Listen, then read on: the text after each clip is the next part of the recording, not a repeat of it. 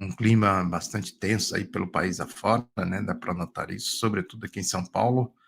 A gente pode dizer que isso aí é a síntese, né, de tudo que aconteceu aí no processo da campanha, por que houve esse grau de tensionamento aqui em São Paulo, não é isso? Né? Então a gente tem que sempre relativizar, levar em consideração como a sociedade ela é dominada, ela é, podemos dizer sim, ela é escravizada por uma lógica perversa, né, desumana, de um regime desumano que vai desumanizando as pessoas. Então as pessoas vão ficando aí com esse comportamento, né?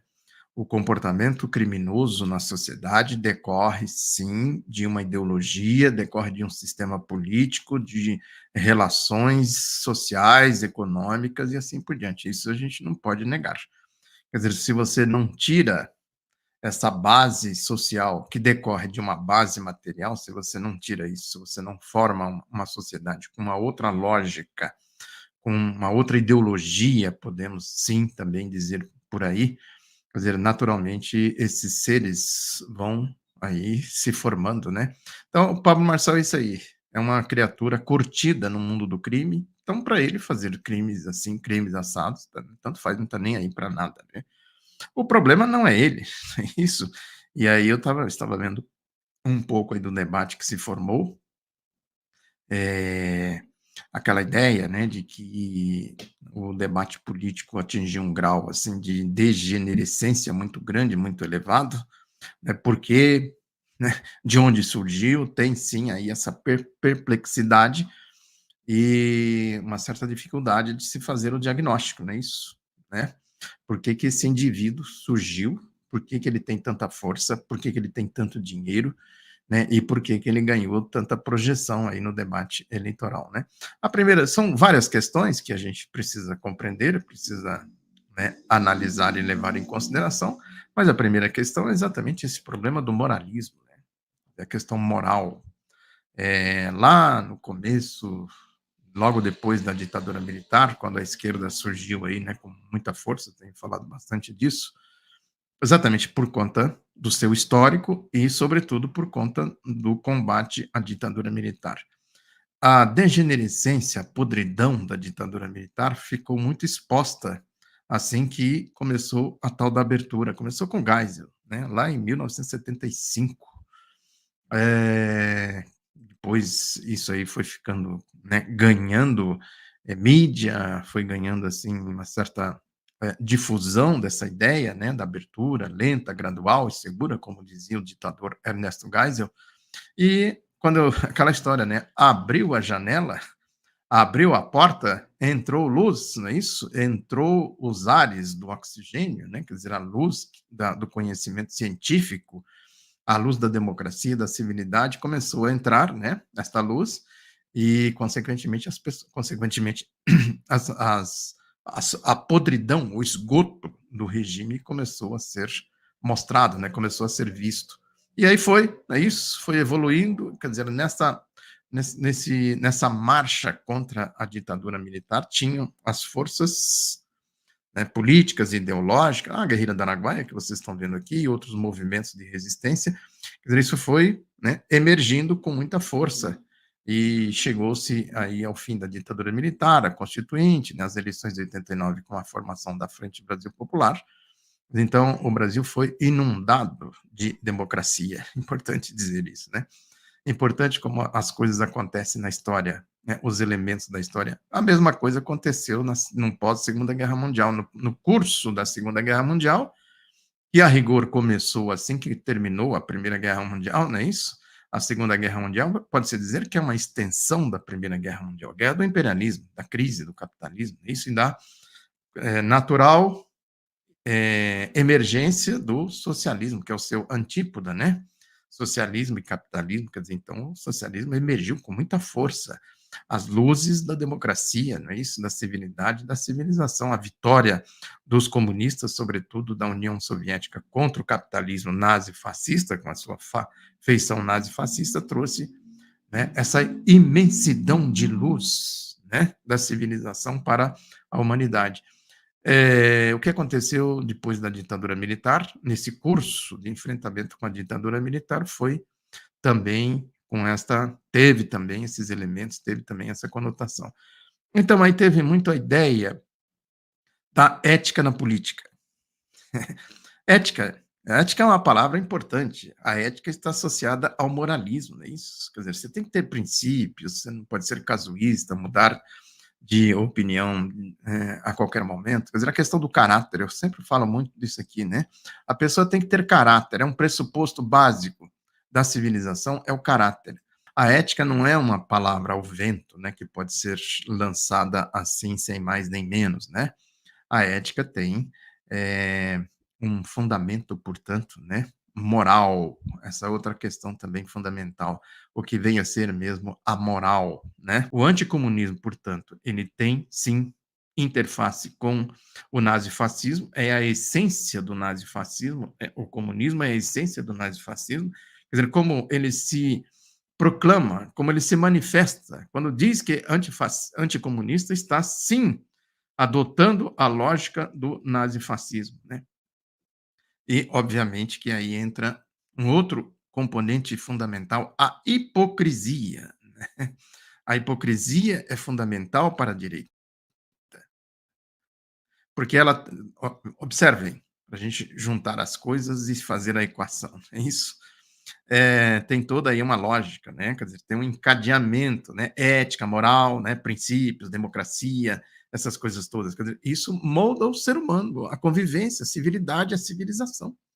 A civilização foi erigida sobre esses princípios, né?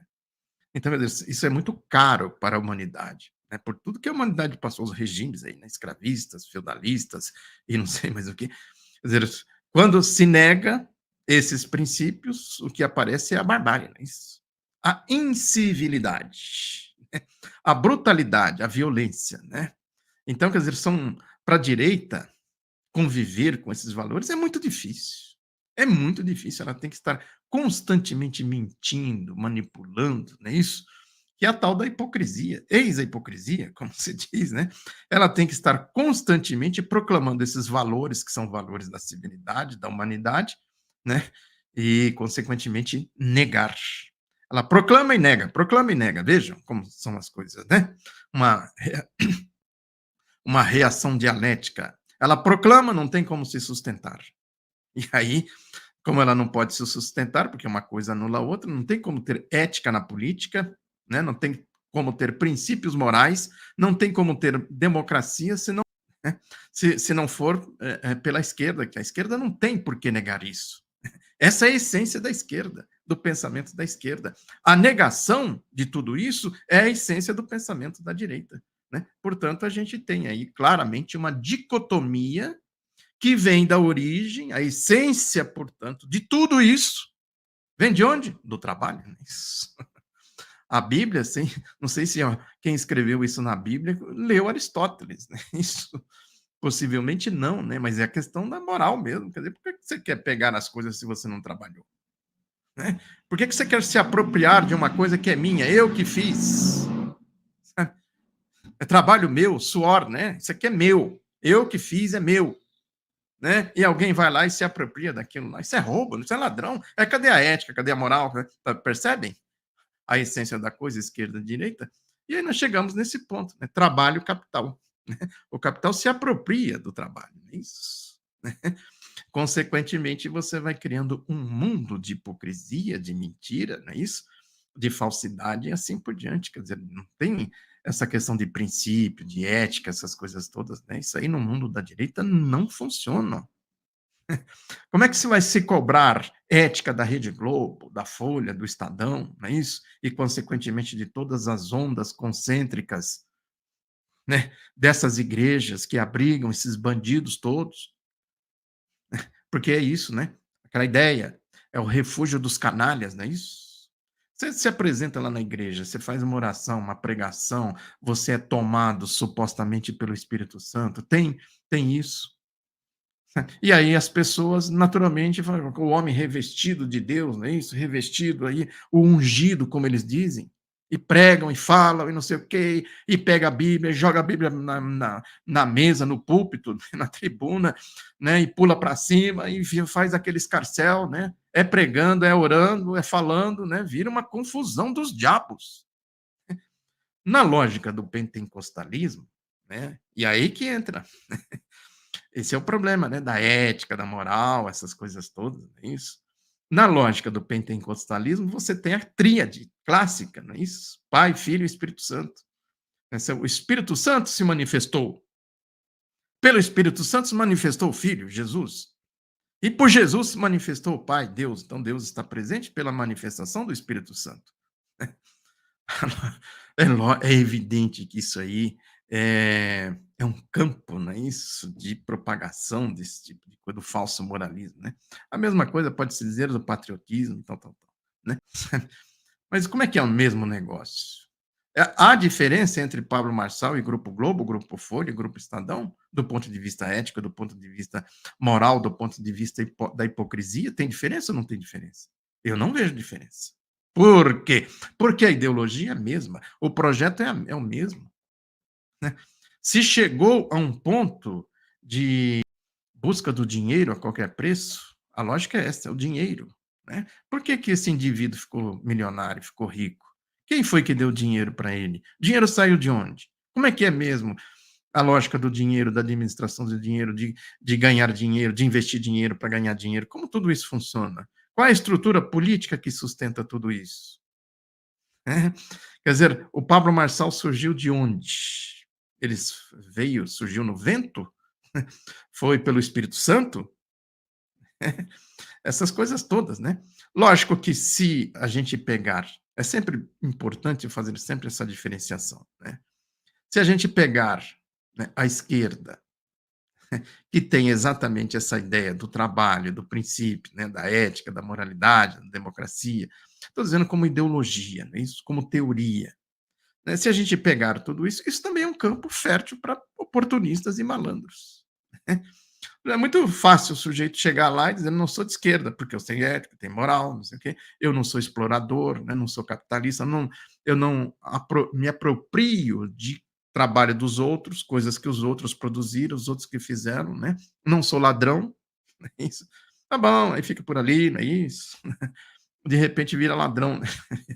Vira capitalista, né? Não tem aí exemplos, muitos exemplos na história, né? Só pegar aí essa turma, por exemplo, do o Roberto Freire, o Fernando Gabeira, isso, o próprio Álvaro Dias, que surgiu no MDB, lá da ditadura, né? Quem mais? Tem bastante gente aí.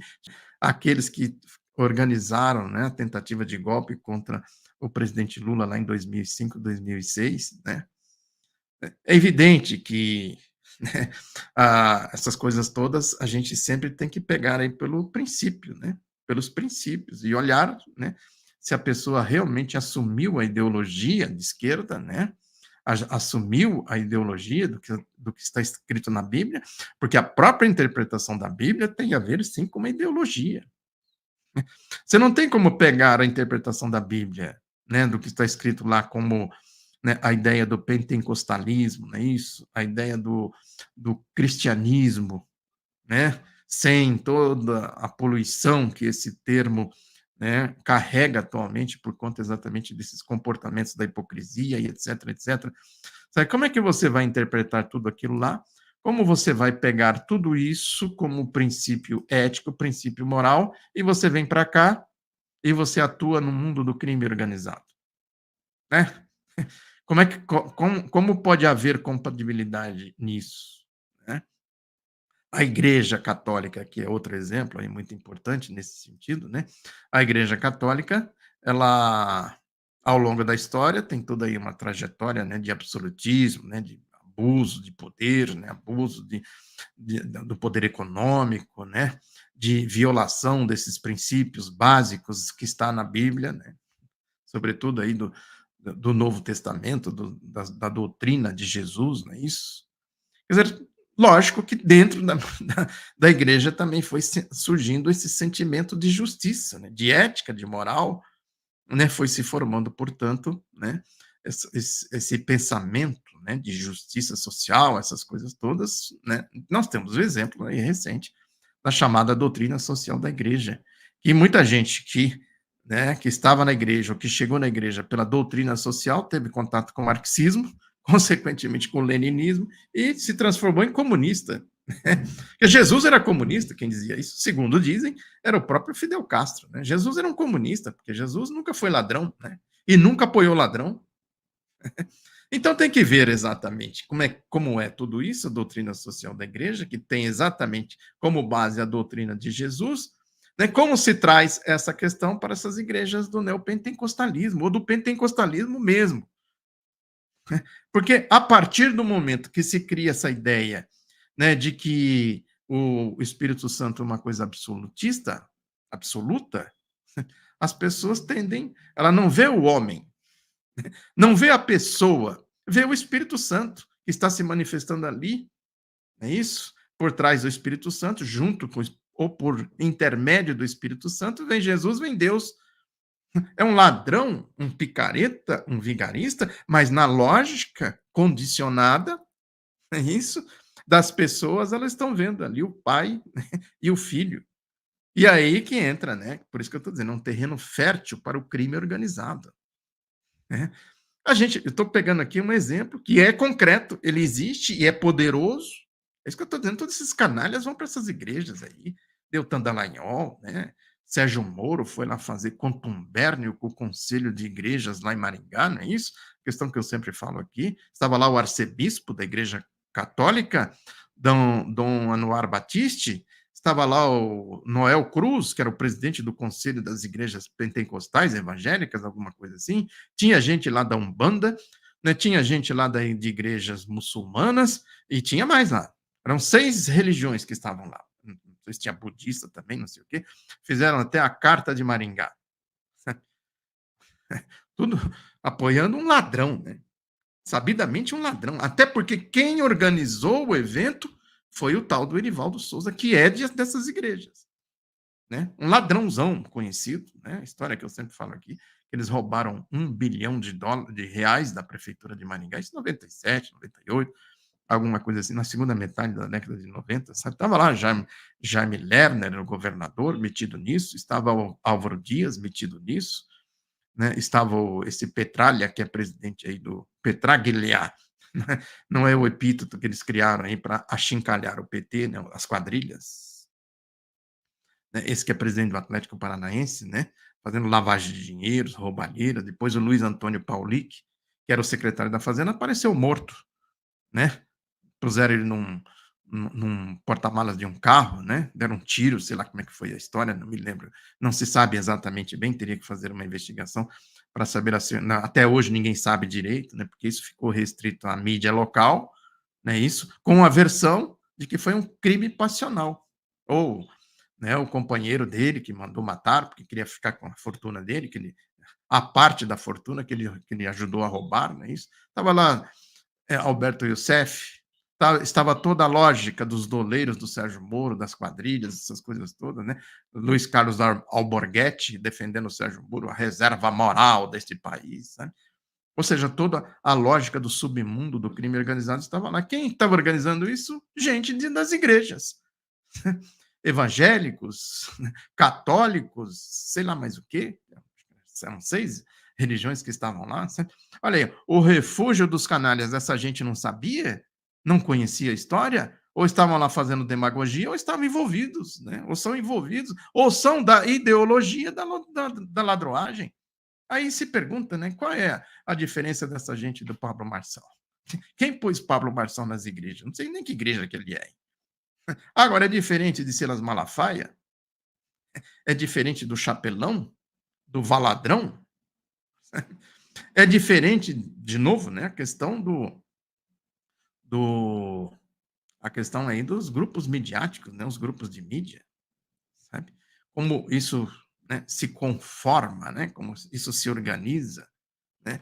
Sempre tem esses 3 elementos fundamentais: ética, moral e hipocrisia. Falsa ética, falsa moral, né, que é exatamente a hipocrisia. Então, a hipocrisia une toda essa gente. Então, cobrar ética da Globo, da Folha, do UOL, não é isso? Os que fizeram debates aí, do Flow, quem mais que fez debate, né? Todos que fizeram debates aí, sabe?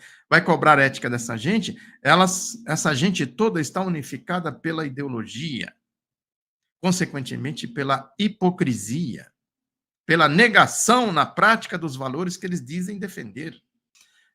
Reforço o pedido para votar aqui no Cláudio Fonseca, quem estiver em São Paulo. Quem não estiver em São Paulo, vote no 65, depois tem a sequência aí. Peço para votar, que são os candidatos do PCdoB. Falei muito do PCdoB esses dias aqui, a importância que tem o PCdoB, a importância que teve o PCdoB na história, desde 22, a importância que teve o PCdoB na formação da Frente Brasil Popular em 1989, que deu densidade dinâmica para esse núcleo da esquerda, com a aliança com o PT, e foi agregando outros setores da esquerda, ampliando, que possibilitou o enfrentamento com o projeto neoliberal, a eleição do Lula, a reeleição da Dilma, né, e a reeleição da Dilma, enfrentamento com o golpe, com o bolsonarismo, com o nazibosismo, a frente ampla que elegeu Lula. Quer dizer, isso tem muito da essência do PCdoB. O PCdoB é fundamental que ele esteja presente, sabe, em todas as lutas, e para isso tem que ter força, tem que ter representação. Por isso que eu estou pedindo aqui para vocês, quem estiver por aí, né, vote aqui nos candidatos do PCdoB em São Paulo, que eu estou aqui em São Paulo, vou votar no Cláudio Fonseca, peço, portanto, aí o voto para o Cláudio Fonseca. Encarecidamente. É o Brasil, é um pedido de socorro, né, para fazer tudo isso que a gente falou aqui, que a gente debateu, a gente tem que ter força política, né? Por isso que eu estou dizendo, né, socorre, vamos socorrer o Brasil, nós precisamos do PCdoB forte, né, o PCdoB presente aí no debate. Outros candidatos de esquerda também, né? Não vou excluir aqui, votando na esquerda já é uma grande coisa, mas de preferência nos candidatos do PCdoB, porque o PCdoB tem exatamente esse fundamento de ter aí, né, o núcleo ideológico, né, o princípio exatamente da luta pela democracia, pela soberania nacional, pelos direitos do povo, essas coisas todas.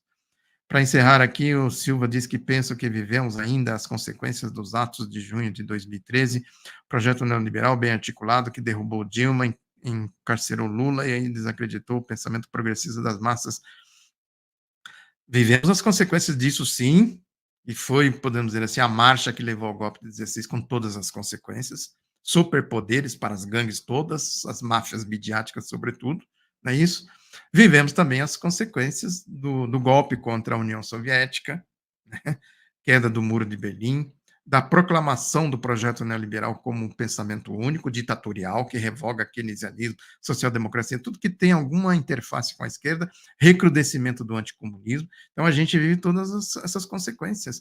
Vivemos as consequências do nazifascismo, vivemos as consequências do escravismo e do feudalismo, né? Ou seja, as consequências do capitalismo. Portanto, viu, ô Silva, né, as coisas vão se reproduzindo, se repetindo exatamente por conta de um sistema, de uma lógica de um sistema, que é o capitalismo.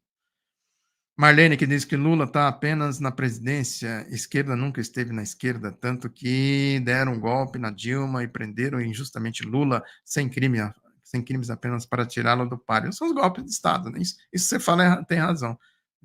E a gente avançou muito, evidentemente.